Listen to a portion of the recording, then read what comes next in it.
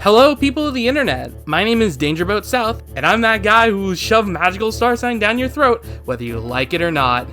Anyways, Magical Starsign is a game that I hold very closely to my heart, and I always feel like I have accumulated enough knowledge to impress some people when it comes to the oddities of this game. And for today, I want to share a potentially dangerous situation that could just happen if you're not careful when playing this game. I got the inspiration for this idea from Pikasprey's Yellow's videos of the dangerous Pokemon Softlocks, and go check out his channel and his videos after you watch this one, of course. You can make Pokemon Softlocks happen very easily, and most of them are very common knowledge, but when it comes to DS games like Starsign, the devs have started to take initiatives on potentially dangerous states that the game could be in, or in this case, failsafes that would help the player when they are stuck. And although on a first glance, Starsign doesn't have that many bugs or glitches, I think I found a softlock that could be very scary, and I'll show you how to set it up. Step 1. Play the game up to the point of the second trip of Erd. For this playthrough, I recommend avoiding as many enemies as you can, only playing the ones that are mandatory to fight.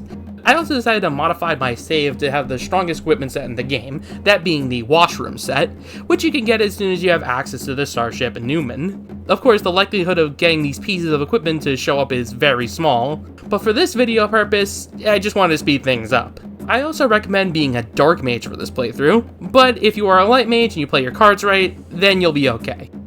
Step 2. Don't activate any warp points on Erd. In the Magical Vacation series, there's these little creatures named Pizza, who access a free warp point back to the area where his metal hat is, and the way you activate a warp point in this game specifically is by giving him a Sugar Star, and Sugar Stars can be gotten by using Laxey's Wind magic in the overworld against an HP pot. So if you find one of these warp points on Erd, don't interact with them.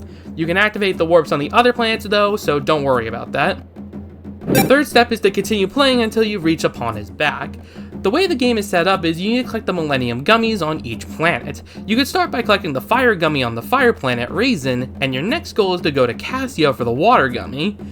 But for this experiment, you can actually go to Erd first and take out the only required enemies, that being the 3 Space Police troops outside the ship's graveyard. And once you're done with that, you can head off to your next step, which is getting rid of all your items. This includes stuff like healing items, equipment, and anything that can potentially heal or help you escape during this thing. And also just make sure you have 0 equipment on you. You need to be as weak as possible for this setup. Now you can't just toss items like you could in Magical Vacation, but thankfully there's a shopkeeper in the nearest town for you to sell your items. And since I used an all items cheat code, this could take a while. Like 3 hours while. But if you have a lot of access money like I do, you can also just go down to Buffoon and head to the shop to buy the most expensive equipment, then sell it again, and repeat until you have a very low amount of Bira. Specifically under 20 Bira, because that's the cheapest thing in the shop.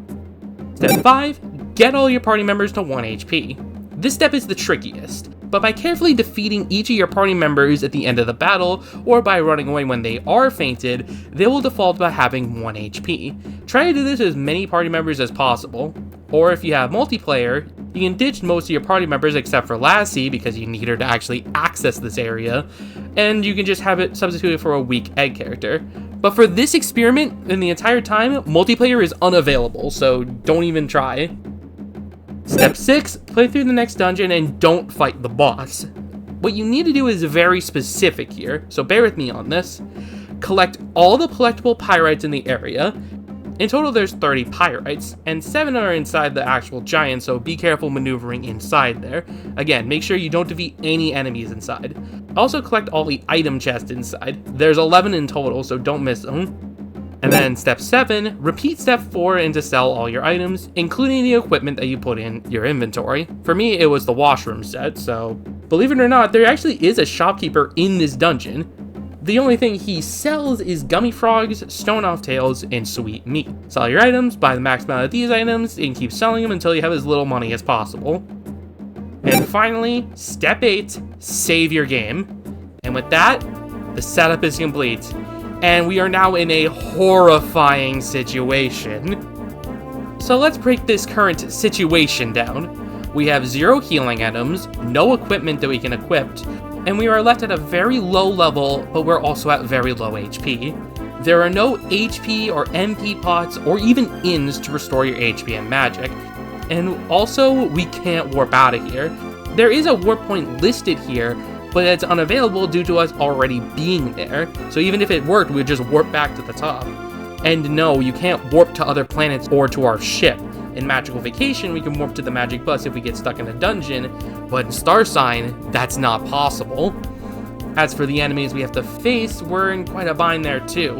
Scorch berries are basically unwinnable because they will eventually use heat fondue in the back, killing your team basically instantly, and they usually don't show up alone.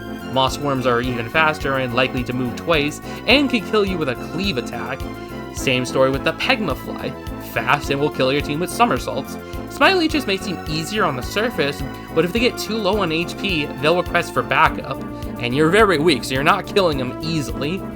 The Clodling will dissolve after a single hit, meaning they will spawn multiple foes and will also be hit multiple times, so be careful with that. And if you reach the second area, you'll either face the Weed Devil, who has gross stats, or the Elder Dragon, which will boost its stats when it eats the Clodling's separate parts. Oh, and did I mention, if you get a game over, you're not safely recovered at an inn. No, if you die, you respawn at the nearest save. And the only way to escape this area is to fight Mangus Muzzleflash, who is level 38 and has these stats.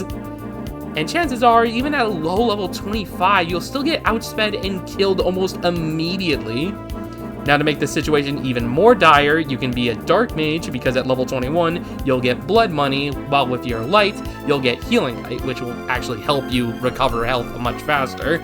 Now, with all that being said, is there a way out? If you give this specific Starsign copy to someone and ask them to escape, could they? The only way to escape is by completing the dungeon, but you can't do that with your current setup. So is it possible to get anything from these enemies? The answer is yes, actually. A few foes actually drop equipment, mainly the Moss Worm, the Pegmafly, and the Elder Dragon. The Scorch Worm and the Moss Worms also drop grain vlogs, which can at least heal you a little bit. And the entire Clodling family can drop gold dust, and which can be sold for almost 8,000 Bira. Now that sounds good on paper, but remember, you actually have to kill an enemy, which I say it might be a little too difficult. Or is it a little too difficult? You see, there's one other factor I didn't take into consideration, the alignment of the planets. In Magical Starsign, you can be powered up for a short amount of time if the colored planet corresponds with the colorful quadrant. This will power up your magic power for as long as it stays in that quadrant, as well as the enemy's power too. Now, to change the planet, you can do one of three things: sleep at an inn, use Celestial Swap, or wait for the in-game time. And since there's no inns to sleep at, and we don't have the Skybook to learn Celestial Swap with, yes, you can actually sell that. You have to wait the actual in-game time, which could take, at least an hour to get the one that you need properly. So, yeah, good luck waiting. But if you are powered up, you can actually probably take down a single enemy, the Clodling. In the first part of the area specifically, they can spawn in singles if you're lucky enough. You can also be able to dodge their attacks, again, if you're lucky, and the Dustlings that pop out eventually only have 100 HP. So if you're lucky and the stars do align, you'll be able to at least defeat them and get enough Bira to buy some gummy frogs. And if you're also lucky enough, they can drop the gold dust for you to also sell. But again, that money could only be used on gummy frogs or sweet meat, which only heals for 150 and 200 HP respectively. And although you're gaining levels, that doesn't really mean that much.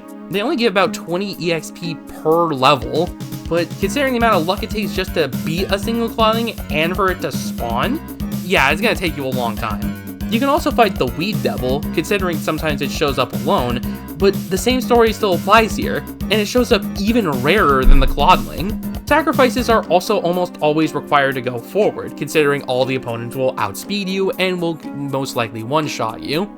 So some of your characters are going to be drastically underleveled even when you do get to the required level of 38. Yeah, and that doesn't mean you can actually beat Muzzleflash when you reach level 38.